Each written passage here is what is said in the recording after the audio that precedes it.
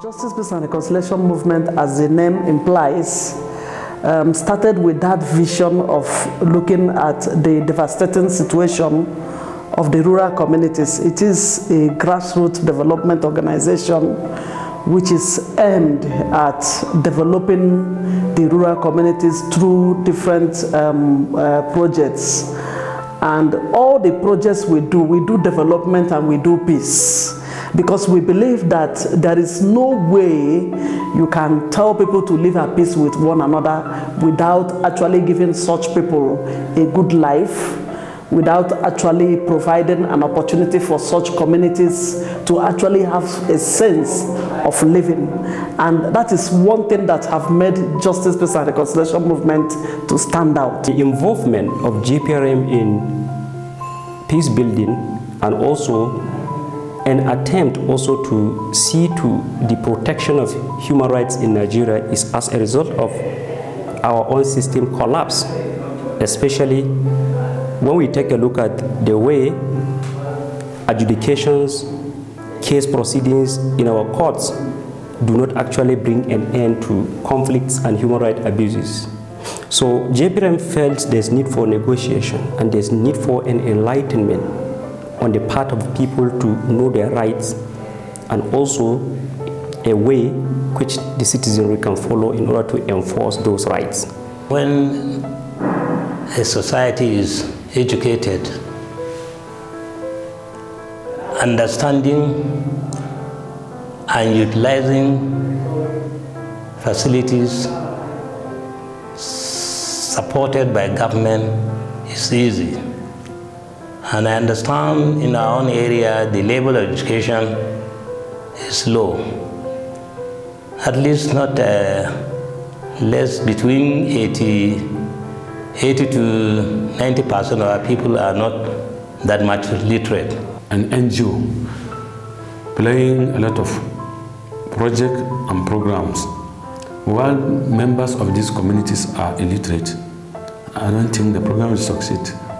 That is why we have to put in place a literacy program that will cover those that have not gone to school, those that cannot be able to read, so that they'll be able to read, they'll be able to know their right, they'll be able to participate actively in their day-to-day activities. Once a society is having a lot of illiterates, the translation there is that the tendency to produce illiteracy is also there. And that is why we want to ensure that these adults are given mass education in such a way that they will have a rethinking that it is very, very necessary and important for us also to send our children to school. You know, JPRM is a grassroots organization. We work in the communities, we don't work in the city, because we believe it's the rural area that are more in need. So our rural women are the target beneficiary. Most of them, they are the one that benefited, even though even in the city they benefited. But our focus is in the rural area to develop the woman, to build their capacity to be self-reliant so that they will help their families. We train them on skills acquisition, and we also encourage the women, like some of them that they don't go to school, we encourage them to go back to school so that they will be educated. We also have some programs, seminars, workshops on peace and security. Presently now we are on a project whereby we encourage the women to participate in peace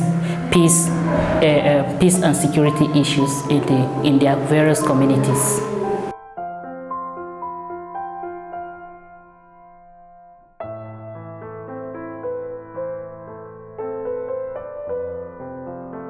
I found JPRM to be an organization that has given itself the responsibility of empowering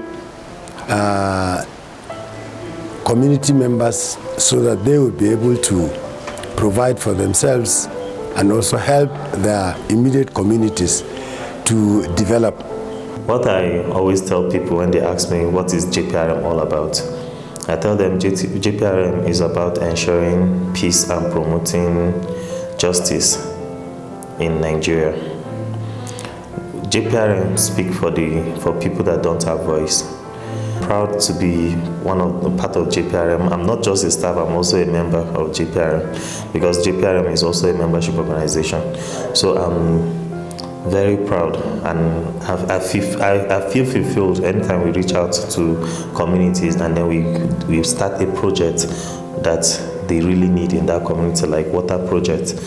Anywhere that we go to any community and they don't have a good source of water, and we decide to put a borehole or well for them there, and then anytime I go there and we see them using it, I feel fulfilled. The Jprm movement is an NGO, it's a non-governmental organization started by the rural communities far back in the 90s, and it was started to address issues of ethno-religious violence that was ravaging so many communities, also to address the issue of development bottlenecks and to build or improve the relationship between Christians and Muslims in northern Nigeria. The organization itself is independent and it works on the tenets and principles of democracy because it has been conducting periodic elections for its leadership. And the most interesting aspect of it is that it has been implementing grassroots projects. And in these projects, it makes sure that people are properly mobilized and we are involved in decision making. Not only decision making, but we are also involved in planning and implementation. And there are so many of such projects, as far as I know, in Ganya Chiefdom. The journey so far has been quite exciting and at the same time challenging, being that in every organization there are expectations, and going by that expectations and visions, it has not really been an easy journey, because for you to be able to realize your potentials and those things that you have in mind, you must have to walk extra mile, and that extra mile walk leading to extra energy, hard work, sleepless nights and all that. That is what has translated to where we are today. So it has been challenging and at the same time exciting, because when you have to weigh the hard work and then you also find yourself alive to see the successes generated from those hard work, that is what will really be the excitement aspect of it. I believe the president and founder of the organization, Reverend Honorable Habila Stephanus, must be a very happy man today, because I remember many years ago while we were in Abokobi in Ghana, I will never forget that, a center that was like this. He called us and said, "This is my dream, and I know that one day JPRM will get to this level." And you can't just believe it that that kind of a dream has been translated into reality today. Being a teacher, I'm always with the local people in the local school. Being a pastor, I'm also with the local people all the time, and I'm also able to see things from a different perspective. Seeing people that are actually there in the communities, being extremely poor, they're not able to get a lot of social amenities. So I see it as a responsibility upon me to reach out to them and use whatever that is available at my disposal and help them out. And I think it was through such efforts that some individuals from Europe and America, they were able to say, "If you have this vision, let's help you to realize it." And I said, "Yes." They started helping me, and I was able to, in turn, go to those rural communities and help them.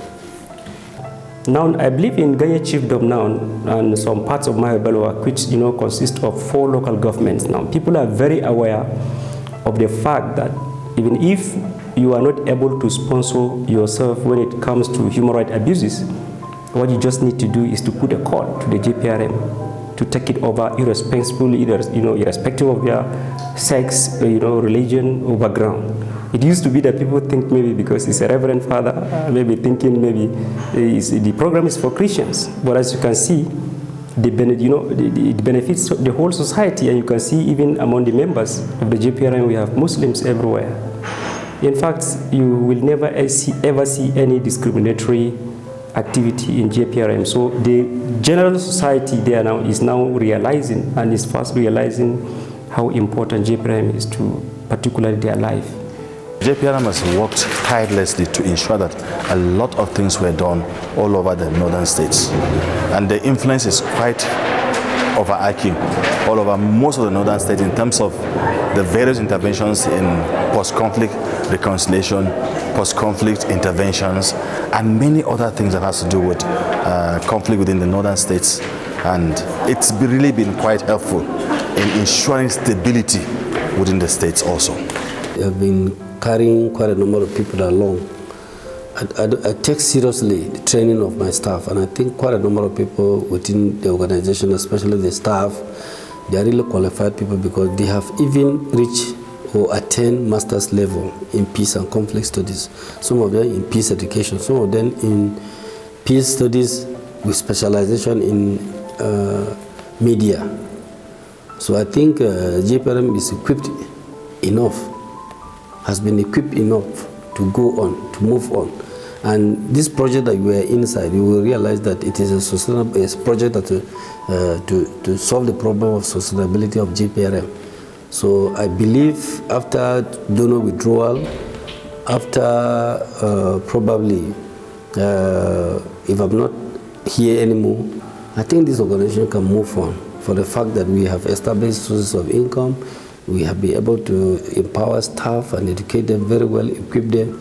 So the organization is strong enough to move forward, even in the absence of my person. JPRM, justice, peace and reconciliation.